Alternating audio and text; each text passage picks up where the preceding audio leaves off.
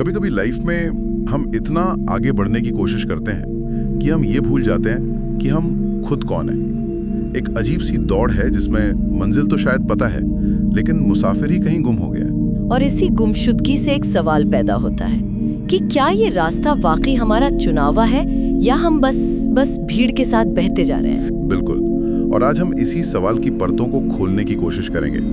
हमारे पास जो सामग्री है उसका शीर्षक है finding yourself along the way. और ये कोई गाइड बुक नहीं है, बल्कि एक आईना है जो खुद को खोजने के सफर के इमोशनल उतार चढ़ाव को दिखाता है। तो आज का हमारा मकसद ये समझना है कि खुद को पाना किसी खजाने को ढूंढ निकालने जैसा नहीं है। ये तो उस रास्ते पर चलते हुए खुद को गढ़ने की एक प्रक्रिया है। चलिए इस सफर पर निकलते हैं। फील करते हैं। ये सुनने में थोड़ा अजीब नहीं लगता? हाँ, ये काउंटर इंट्यूटिव लगता है। जैसे हम जिंदगी की सबसे बड़ी नाकामी मानते हैं, दिशाहीन हो जाना, खो जाना। वो किसी नई शुरुआत का पहला कदम कैसे हो सकता है? देखिए, इसमें सबसे दिलचस्प बात यह है कि स्रोत खो जाने की पूरी परिभाषा ही बदल देता है। जब तक सब कुछ हमारे प्लान के मुताबिक चल रहा होता है ना, हमारा दिमाग एक बने बनाए रास्ते पर चलता है। वो नए रास्ते खोजता ही नहीं है, क्योंकि जरूरत ही नहीं पड़ती। एग्जैक्टली।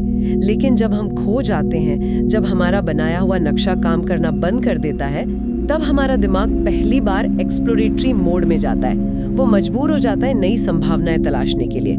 यही वो एक अपॉर्चुनिटी है। लेकिन क्या ये नजरिया थोड़ा ज्यादा रोमांटिक नहीं है?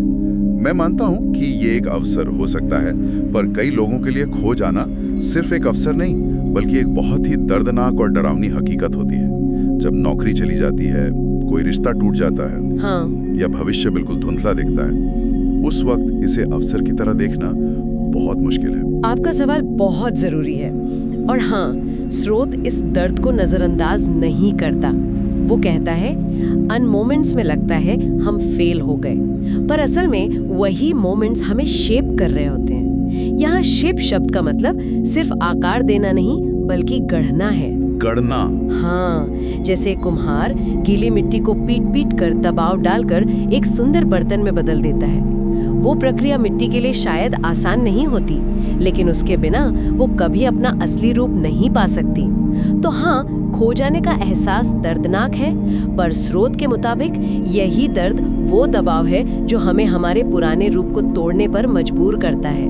ये हमें तोड़ता नहीं, हमें गढ़ता है। मतलब ये जो गढ़ने की प्रक्रिया है, ये किसी शांत कमरे में बैठकर नहीं होती, ये रास्ते की ठोकरों से होती है। बिल्कुल। और इसी से बात सफर पर आती है। स्रोत की एक पंक्ति है जिसने मुझे बहुत सोचने पर मजबूर किया। सफर के दौरान जब हम नए प्लेसेस देखते हैं, नए लोग मिलते हैं, तब हम धीरे धीरे अपने लेयर्स पहचानने लगते हैं। जब मैंने ये लेयर्स या परतों वाली बात पढ़ी तो मैं सोचने लगा, ये क्या है? क्या ये वही मुखौटे हैं जो हम सब लगाते हैं? ये मुखौटों से कहीं ज्यादा गहरा है। ये लेयर्स का कॉन्सेप्ट समाजशास्त्री अर्विंग गॉफमैन के ड्रामेटर्जी के विचार से बहुत मिलता जुलता है। वो कहते थे कि हम सब जिंदगी के मंच पर एक्टर्स हैं, अलग अलग किरदार निभा रहे हैं। ऑफिस में एक प्रोफेशनल का, घर पर एक बेटे या बेटी का, दुष्टों के साथ एक मजाकिया इंसान का। ये किरदार जरूरी है, लेकिन हम इन किरदारों को इतनी शिद्दत से निभाने लगते हैं कि हम भूल जाते हैं कि किरदार के पीछे का असली एक्टर कौन है। हमारी असली शख्सियत इन्हीं किरदारों की परतों के नीचे दब जाती है। तो सफर हमें उस मंच से उतारकर बैक स्टेज में ले जाता है, जहां हमें कोई किरदार नहीं निभाना पड़ता। बिल्कुल सही कहा आपने।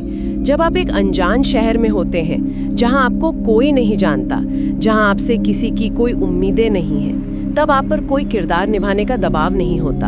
आप सिर्फ आप होते हैं। मुझे याद है, एक बार मैं एक यात्रा पर थी और गूगल मैप्स ने मुझे गलत जगह पहुंचा दिया।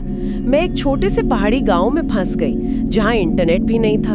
अच्छा। उस 1-2 घंटे की परेशानी में मैंने वहां के लोगों से बात की, उनके साथ चाय पी और उस गांव के बारे में इतना कुछ जान लिया जितना मैं 10 टूरिस्ट गाइड्स पढ़कर भी नहीं जान पाती। उस पल में कोई एक्सपर्ट नहीं थी, मैं बस एक भटकी हुई मुसाफिर थी। और उस भटकने में मैंने खुद का एक ऐसा पहलू देखा जो बहुत शांत और सहज था। स्रोत का मतलब शायद यही है। और शायद इसीलिए स्रोत कहता है, हर रॉन्ग टर्न हमें थोड़ा और स्ट्रांग बनाता है, और हर साइलेंस हमें अपनी आवाज सुनने का मौका देता है। हम हमेशा सही मोड़ लेना चाहते हैं, पर शायद गलत मोड़ ही हमें खुद से मिलवाते हैं। हाँ, क्योंकि खामोशी में ही हमें अपने अंदर की आवाज सुनाई देती है। वो आवाज जो हमें बताती है कि हम असल में क्या चाहते हैं, ना कि वो जो दुनिया हमसे चाहती है। राइट। लेकिन ये सब तभी होता है जब हम एक बहुत ही आरामदायक जगह को छोड़ने के लिए तैयार हों। कंफर्ट जोन, हाँ, कंफर्ट जोन हमारी सुविधा का दायरा। स्रोत भी तो यही कहता है कि you don't find yourself in comfort, you find yourself in courage, in uncertainty. ये इस पूरी यात्रा का शायद सबसे मुश्किल हिस्सा है। हम सब सुरक्षा चाहते हैं, प्रेडिक्टेबिलिटी चाहते हैं, अनिश्चितता से तो डर लगता है। और ये डर स्वाभाविक है। हमारा दिमाग ही ऐसे बना है कि वो जाने पहचाने पैटर्न को पसंद करता है। कंफर्ट जोन एक सेफ स्पेस की तरह है, लेकिन उस स्पेस में कोई ग्रोथ नहीं है। आप सिर्फ वही रहते हैं जो आप हमेशा से थे। असली आत्मखोज तब शुरू होती है जब आप उस चार दीवारी का दरवाजा खोलने की हिम्मत दिखाते हैं, ये जाने बिना कि बाहर क्या है। पर ये हिम्मत आती कहाँ से है? खासकर तब जब अनिश्चितता इतनी डरावनी हो। सोर्स कहता है, in moments when you choose to keep going even when you don't know where the road Leeds.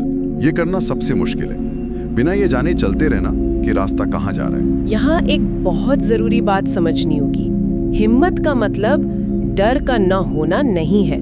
हिम्मत का मतलब है डर के बावजूद कांपते हुए हाथों से ही सही अगला कदम उठाना। ये कोई एक दिन का बड़ा फैसला नहीं होता। ये हर रोज का एक छोटा सा चुनाव है। हाँ, जब आप बॉस की गलत बात पर ना कहते हैं, ये जानते हुए कि इसका अंजाम बुरा हो सकता है, वो हिम्मत है। जब आप अपनी कला को दुनिया के सामने रखते हैं, आलोचना के डर के बावजूद, वो हिम्मत है। स्रोत के अनुसार साहस ही वो चिंगारी है जो आत्मखोज की इस आग को जलाए रखती है। चाहते हैं या अनिश्चित ग्रोथ? बिल्कुल। और ये एक महत्वपूर्ण सवाल उठाता है जो हर किसी को खुद से पूछना पड़ता है। क्या मैं उस इंसान के साथ सुरक्षित रहना चाहती हूँ जो मैं हूँ, या मैं वो इंसान बनने का जोखिम उठाना चाहती हूँ जो मैं बन सकती हूँ? कंफर्ट जोन आपको टूटने से बचा सकता है, लेकिन वो आपको बनने का मौका भी नहीं देता। और अनिश्चितता एक खाली किताब की तरह है, और साहस वो कलम है जिससे आप अपनी कहानी लिखते हैं।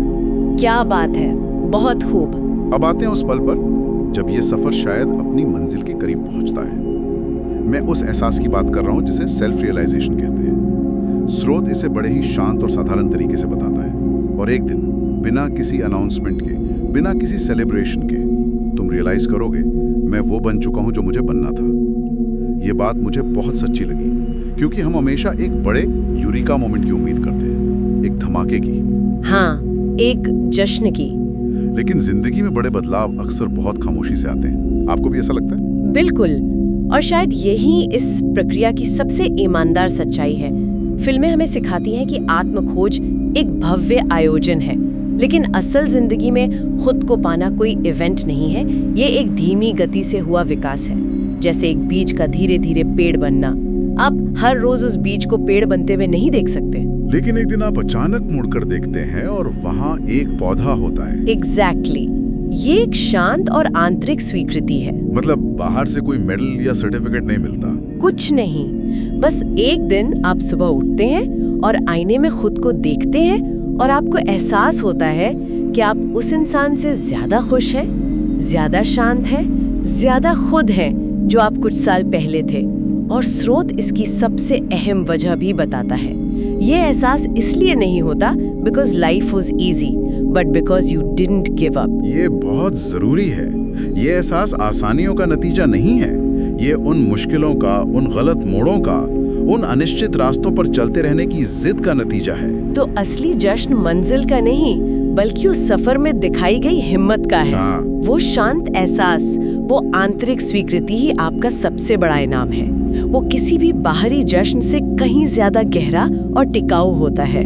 तो चलिए इस पूरी चर्चा को समेटते हैं। अगर हम देखें तो ये सफर खो जाने के दर्द से शुरू होता है, फिर ये हमें हमारी आरामदायक चार दीवारी से बाहर निकलने की हिम्मत मांगता है, और अंत में ये किसी भव्य मंजिल पर नहीं बल्कि एक शांत आत्मस्वीकृति पर खत्म होता है।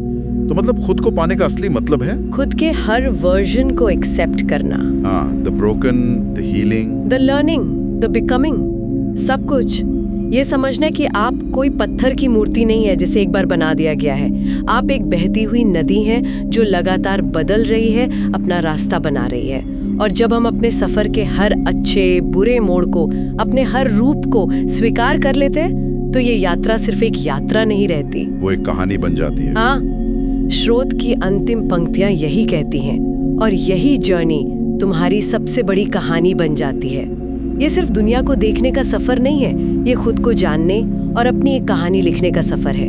एक ऐसी कहानी जो सिर्फ आपकी है, और इसीलिए वो सबसे खूबसूरत है। तो जाते जाते हम अपने सुनने वालों के लिए एक विचार छोड़ना चाहेंगे जो इसी स्रोत से प्रेरित है। जरा सोचिए, आपकी जिंदगी की कहानी का वो कौन सा गलत मोड़ था जिसने अनजाने में आपको सबसे ज्यादा मजबूत बनाया और आपके सबसे करीब ला दिया। इस पर सोचिएगा जरूर।